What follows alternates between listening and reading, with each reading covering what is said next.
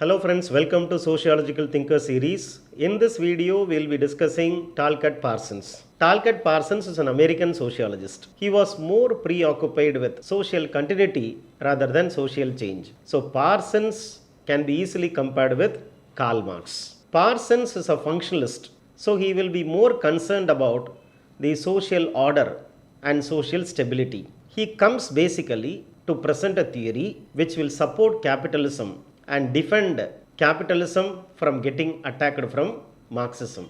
So if we use this context that he is a staunch supporter of capitalism, then we will be able to make very easy understanding of Parsons, who is considered by students as a difficult thinker. I would say that he is not at all difficult. He is so easy if you understand Talcott Parsons using the framework of Emile Durkheim, Karl Marx and Max Weber. All these three thinkers put together is what is called as Talcott Parsons. Now Parsons was starting from where Max Weber left.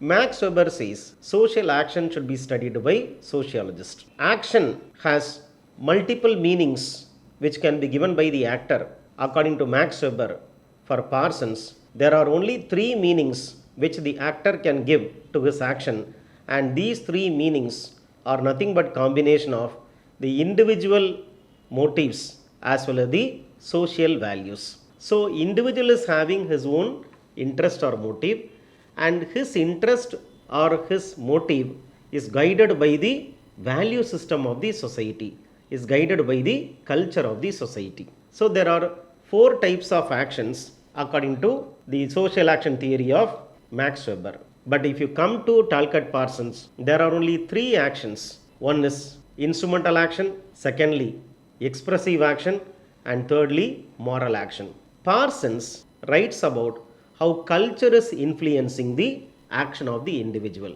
Even though the actor is giving meanings to his action, but the meanings are by and large decided by the culture. Parsons says there are two types of cultures. One culture is the culture of the traditional society.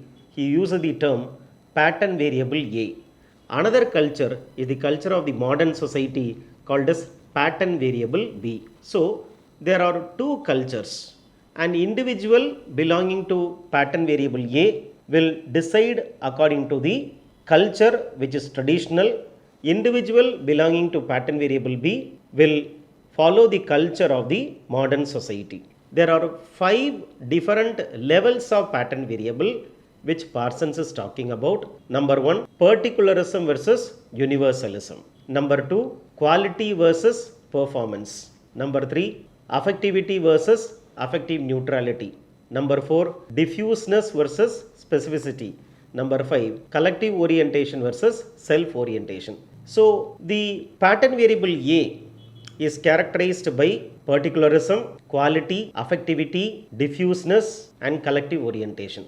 Pattern variable B is characterized by universalism, performance, affective neutrality, specificity and individual orientation. Parsons is saying that change of society is not because of change of economic system. Change of society is because of change of cultural system. Criticizing Marxism, Parsons writes that change means change from traditional society to modern society. Change from pattern variable A to pattern variable B. Change from the culture characterized by expressive orientation to the culture characterized by instrumental orientation.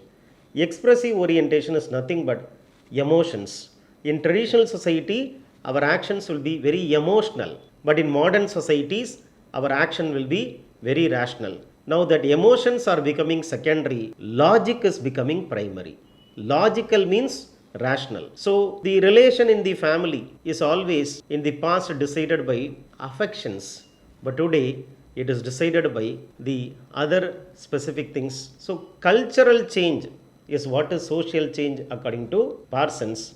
Economic change is social change according to Karl Marx. Now come to his understanding of society as a system. Parsons says society is a system. System means what? System means an approach. You are trying to see something as a whole made up of parts which are interconnected and interdependent. Why you are seeing something as a whole made up of parts which are interconnected and interdependent? Because you wanted to understand that whole comprehensively. Take for example, we can see our human body as a system. You know how? Our human body is made up of many parts. We have many parts of the human body. These parts are connected in a particular way to other part. Each part is performing its own function. For example, heart is performing the function called as circulation of blood. Kidney is performing the function called as purification of blood. Brain is performing the function called as coordination. Like that, every part is doing its particular function, and that is contributing to the well-being of the other parts. It contributes to the well-being of the whole body. So the whole body can be understood very comprehensively only if I approach the whole body using system concept. So system is not real, it is like a model, it is only an approach. When he sees society as a system, every system can exist only if four important needs are satisfied. Only when these four needs are satisfied, the system can survive, otherwise the system will perish. What are these four basic needs? He used the term functional prerequisites to talk about these four basic needs. They are adaptation, goal attainment, integration, and latency.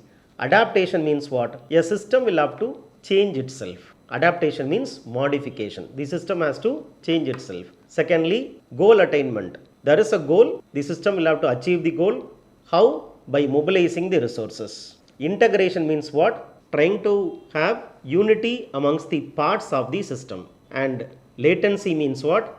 Pattern maintenance and tension management. Pattern means what? There is a regularity which has to be maintained. Tension means what? More stress you should not have. You should manage the tension, you have to maintain the pattern. Then only the system can survive, otherwise the system will perish. Take for example, when you came to this UPSC preparation, first and the foremost thing which you have to do is adaptation. You have to change yourself. Without you changing, you cannot successfully do your preparation. So first is you have to change, adaptation. Second is goal attainment. You are studying many books, you are attending the classes, you are mobilizing the resources to achieve the goal called as clearing this IAS examination. Integration means what? You have to take care of your body, you have to take care of your mind, you have to give importance to general studies, optional, CSAT. All the subjects you have to take it together. So you should not leave one and take the other, which will be very difficult to clear the examination. So you have to connect, you have to unify all the subjects in the preparation, giving adequate weightage to each and every subject. In the same way, the parts will have to get a unity amongst themselves, then only it is good for the system. So integration means unity amongst the parts. Latency means what? Your pattern should be maintained and tension should be managed. There is a pattern which you have.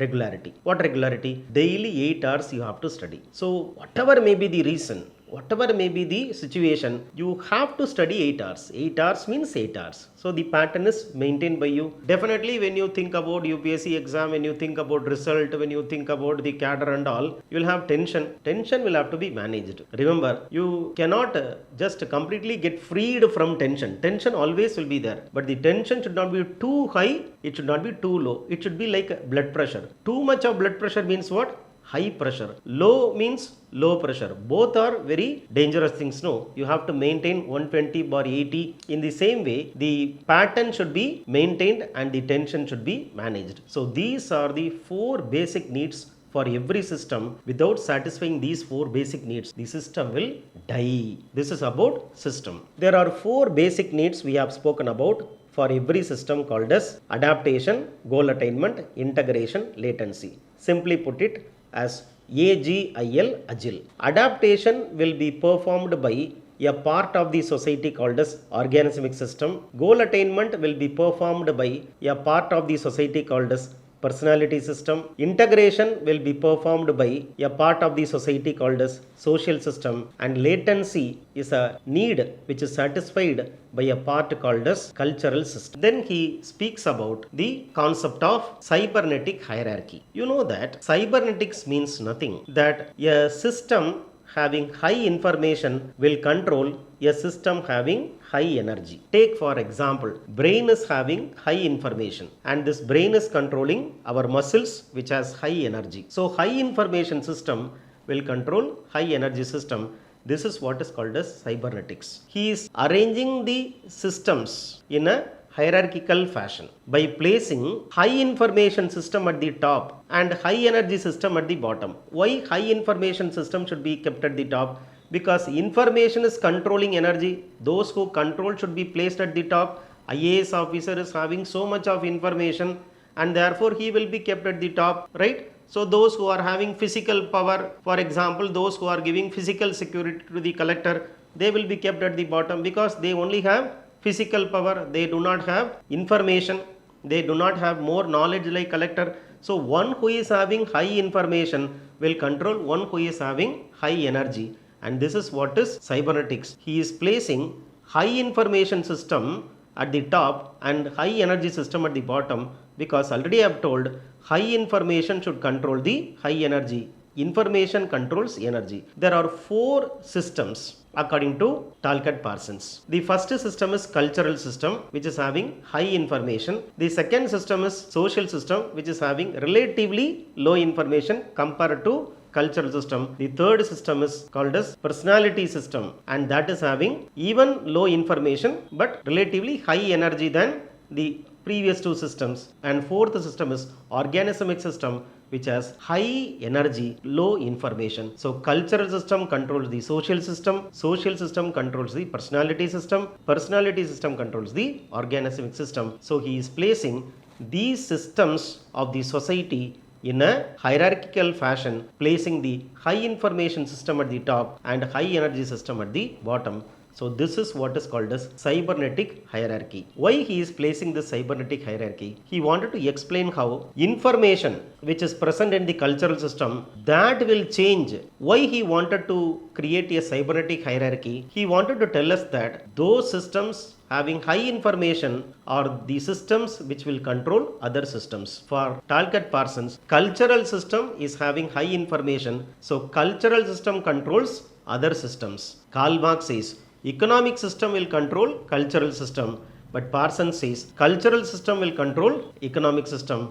So he wanted to develop a theory to defend capitalism by criticizing Marxism. That is why he is giving too much of importance to cultural system. Parsons was criticized by critics because he is explaining only social order, social stability. He is not explaining social change which is revolutionary in character. So with Parsons theory you cannot explain revolutions like Russian revolutions which happened in 1917 or Iranian revolution which happened in 1979. Essentially speaking, Parsons was criticized more as a determinist because he says man is a passive robot who will be dictated by the culture, so he is not having any individuality. The same criticism people leveled against Emile Durkheim. So I would say that in Parsons you'll find strongly Emile Durkheim.